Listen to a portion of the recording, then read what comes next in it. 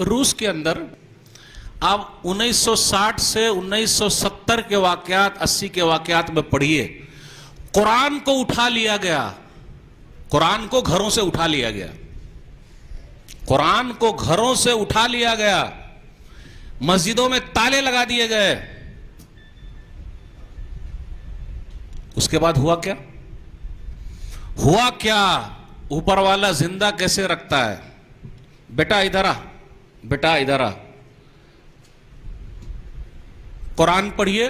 قرآن کیا پڑھیں ہم؟ وہ جو چٹائی گھسے ہیں نا مولوی لوگ, ہم اور آپ آج کل مولوی صاحب لوگوں کی عزت نہیں کرتے.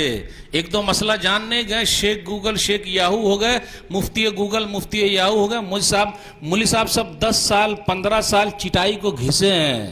ان کی بڑی اہمیت ہے, ان کا بڑا مقام ہے, بڑا مرتبہ ہے, اور انہی کی وجہ سے ہم اور آپ نام کے مسلمان بچے ہوئے ہیں, ورنہ کب کے ختم ہو گئے ہوتے. تو میں جو مثال دینا چاہ رہا ہوں, بیٹا ادھر آ, قرآن پڑھ. کیا قرآن؟ میرے پاکٹ میں قرآن ہے, ریئل واقعہ بتا رہا ہوں. میرے پاکٹ میں قرآن ہے. ایک پاکستانی آدمی وہاں گیا, بیٹا قرآن پڑھ. کوئی قرآن نہیں پڑھ سکتا تھا. اللہ نے قرآن کو کیسے زندہ رکھا؟ کہا ان لوگوں نے جن کو قرآن کی اہمیت ہے, آج ہم نے اور آپ نے دینی مدارس کی اہمیت کو ختم کر کے کیا کیا, ان لوگوں نے اس دور میں بھی دین کو بچا کر کے رکھا. کہا دیکھیے ان کو قرآن دیجئے گا دیکھ کر پڑھنے کے لیے تو یہ پڑھیں گے نہیں, آپ پڑھیے تو یہ پڑھتے چلے جائیں گے. تو پڑھا وَالضُّحَىٰ, تو اس کے آگے پڑھنا شروع کر دیا. وَاللَّيْلِ إِذَا سَجَىٰ, بولے آپ پڑھیے پورا قرآن, یہ ویسے ہی سنا دیں گے لیکن دیکھ کر نہیں سنا سکتے. کیا سمجھے؟ دیکھ کر سنا نہیں سکتے لیکن ان کے سینوں میں محفوظ ہے یہ. آپ شروع کیجئے, یہ پڑھ کے سنا دیں گے. تو اللہ نے اس دور میں بھی یہ کیا ہے. تو ترقی کی جو ہے نا, ترقی کہاں سے ملے گی؟ وہ ہے قرآن. ہم اور آپ بولتے ہیں پیسوا, پیسہ, پیسہ, دولت. چلیے ایک مثال دے دیتا ہوں, اب مثالوں کے ذریعے ذرا سمجھائیں گے تو ہو سکتا ہے کچھ بات گھسے. کویت کے ایک سب سے بڑے مالدار جلدی ہی مرے ہیں, ناصر خرافی ان کا نام ہے. 12 بلین ڈالرز ان کے پاس پیسہ ہے. میرے منہ میں تو پانی آ گیا, تھوڑا سا مجھے بھی مل گیا ہوتا. 12 بلین ڈالرز, 33 تیل کے کنویں, 20 سے زیادہ ٹاورز, اور زین کمپنی جو حج کے لیے کام کرتی ہے اس کا آدھا شیئر. صاحب مرے ہیں, کیا ملا ہے ان کو؟ کیا ملا ہے؟ ارے کیا ملا ہے؟ 2 گز زمین ملی ہے. کیا ملا ہے؟ نام کے آگے کیا لگا ہے؟ لوگ پہلے سلامی مارا کرتے تھے, نام کے آگے کیا لگا؟ مرحوم. کفن اور 2 گز زمین. اسی لیے ہم اور آپ اپنے بچے کو مدرسے میں داخل نہیں کرا رہے. نمبر 1.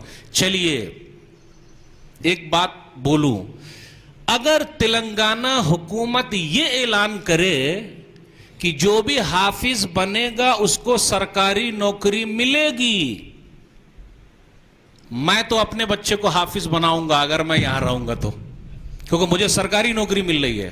آپ لوگ بنائیے گا؟ سرکاری نوکری ملے گی, حافظ بنائیں گے تو. اور نبی صلی اللہ علیہ وسلم اعلان کر رہے ہیں کہ اللہ سب کے سامنے بلائیں گے وہاں. اس اعلان کو کوئی نہیں سن رہا. حکومت کے اعلان کو سنا, سرکاری نوکری ملنے کا لالچ ملا تو بچے کو حافظ بنایا. اور یہ ریئل واقعہ بتا رہا ہوں. یو پی کے اندر اعلان ہوا کہ اردو کی سیٹ خالی ہے, 5000 سیٹ. سرکاری نوکری ملے گی اردو سیکھنے والے کو. ہندوؤں نے, غیر مسلموں نے اردو سیکھا اور 5000 سیٹ وہ لے گئے. دیکھا آپ نے پیسے کی کتنی بڑی اہمیت ہے اور سرکاری چیز کی کتنی بڑی اہمیت ہے. تو اگر آج تلنگانہ حکومت اعلان کرے کہ جو بھی حافظ بنے گا سرکاری نوکری دیں گے, تو حافظوں کی تعداد بڑھے گی یا گھٹے گی؟ کاہے نہیں بول رہے ہیں؟ خود بخود بڑھ جائے. اور نبی صلی اللہ علیہ وسلم نے اعلان کیا ہے, کیا اعلان کیا؟ مسند احمد جلد نمبر 5 صفحہ نمبر 348 وَيُقْسَى وَالِدَاهُ حُلَّتَيْن لَا يُقَوَّمْ لَهُمَا أَهْلُ الدُّنْيَا حافظ قرآن کو اور ان کے ماں باپ کو، دونوں کو، حافظ قرآن کو ان کے ماں باپ کو، تو ان کے ماں باپ کو لیتے ہیں کیونکہ مجھے پیرنٹ سے پہلے بات کرنی ہے، تو ان کے ماں باپ کو بلایا جائے گا۔ اللہ تعالیٰ گناہگار کو سب کے سامنے بلا لے، سب کے سامنے اللہ بلائیں گے، ابا کو بھی بلائیں گے، امی کو بھی بلائیں گے، ڈاکٹر کے ابو کو نہیں بلائیں گے، انجینئر کے ابو کو نہیں بلائیں گے، ماسٹر کے ابو کو نہیں بلائیں گے، لیکن میں خلاف نہیں ہوں، بلائیں گے تو حافظ قرآن کے ابو کو بلائیں گے، امی کو بلائیں گے، سب کے سامنے بلائیں گے، بہترین لباس پہنائیں گے تو دونوں پوچھیں گے بما کسینا حاضی، ہم کو کیوں پہنایا جا رہا؟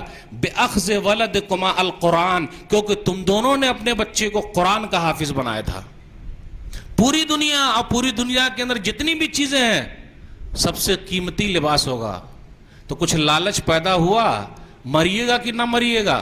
میں تو مرنے والا نہیں ہوں، نہیں مرنے والے ہیں تو پڑے رہیے، اگر مرنا ہے تو کم سے کم 100 سال کے بعد تو جائیے گا ہی، 100 سال زندہ رہیے گا۔ یہاں 55 میں چلے جاتے ہیں تو کوئی پوچھتا نہیں، اور اگر 70 میں پہنچیں گے تو پوتا پوچھے گا، پر پوتا پوچھے گا، کوئی نہیں پوچھے گا جب بیٹا گھاس نہیں ڈالتا ہے۔ ہم نے بیٹے کے لیے بنایا، پوری دولت کی، پاپا کم مریں گے تو کم سے کم وہاں کے لیے تو کچھ تیاری کر لیجئے جہاں ہمیں اور آپ کو جانا ہے۔ دینی تعلیم کا یہی فائدہ اور سب سے بڑا فائدہ ہے، تو ذرا لالچ پیدا کیجئے، دنیاوی لالچ کو ذرا کم کیجئے، کیونکہ 70 سال کے بعد تو جانا ہی جانا ہے، ٹکٹ کٹنی ہی کٹنی ہے۔ اب کتنے لوگ اپنے بھائی تیار ہیں کہ جی اپنے بچے کو حافظ قرآن بنائیں گے، کیونکہ اللہ پوری دنیا سے بہتر لباس پہنانے والا ہے۔ کچھ لالچ پیدا ہوئی؟ اٹھائیے تو دیکھتے ہیں کتنے لوگوں کو شوق پیدا ہو گیا۔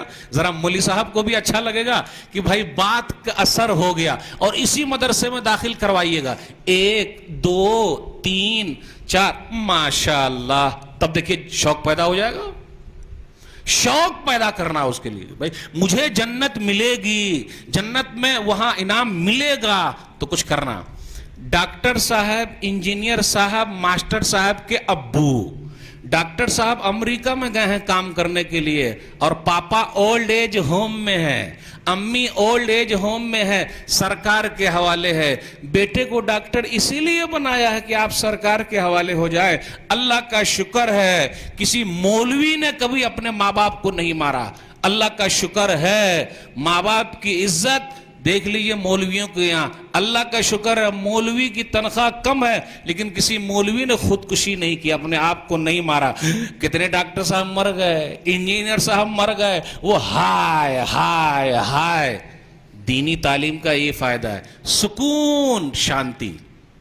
ایک ڈاکٹر صاحب ہے، لگ بھگ یوں ہی روزانہ 1 لاکھ کماتے ہیں، پھر بھی پریشان ہے، وہ ہر دن 1 لاکھ روپیہ پریشان ہے۔ کاہے پریشان ہے ڈاکٹر صاحب؟ ہر دن 1 لاکھ کما رہے ہیں آپ، پھر بھی پریشان ہیں۔